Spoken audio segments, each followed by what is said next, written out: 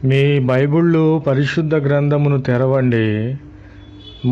మత్తయి సువార్త 2వ అధ్యాయము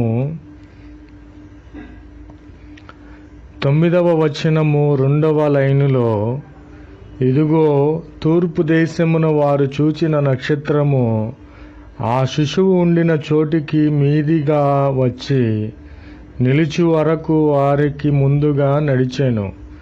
ఇప్పుడు చెప్పండి, ప్రభు అయిన క్రీస్తు వారు పశువుల పాకలో పుట్టి ఉన్నారు.